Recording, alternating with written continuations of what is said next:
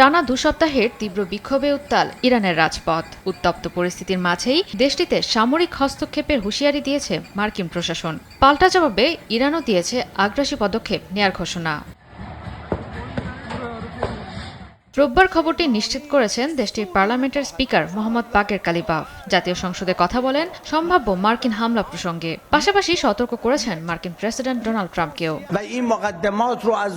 ইরানে হামলা চালানোর জন্য প্রাপ্ত পরামর্শগুলোর ব্যাপারে আপনার সতর্ক থাকা উচিত।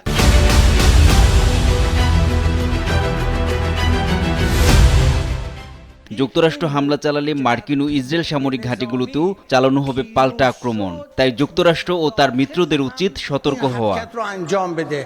বিক্ষোভকারীদের আল্লাহর শত্রু হিসেবে আখ্যা দিয়েছেন দেশটির অ্যাটর্নি জেনারেল মোহাম্মদ মোবাহিদি আজাদ। বলেন, মৃত্যুদণ্ডে সাজাও পেতে পারেন আন্দোলনকারীরা, তবে বিক্ষুব্ধ জনতার কথা শুনতে প্রস্তুত তেহরান সরকার। অর্থনীতিকে ঢেলে সাজানোর কথা বলেন প্রেসিডেন্ট মাসুদ পেজেশকিয়ান।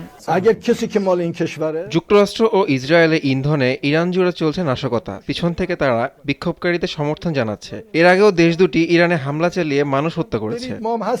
চলমান সহিংস বিক্ষোভে ইরানে প্রতিনিয়ত বাড়ছে মৃতের সংখ্যা। দেশটির ইন্টারনেট সংযোগ বিচ্ছিন্ন থাকায় নিশ্চিত করা যাচ্ছে না প্রকৃত তথ্য। তবে আইনশৃঙ্খলা বাহিনীর শতাধিক সদস্য নিহতের খবর জানায় ইরান সরকার। তাদের জাতীয় বীর হিসেবে 3 দিনের শোক ঘোষণা করেছে তেহরান প্রশাসন। জয়া সরকার, নিউজ ডেস্ক, দেশ টিভি।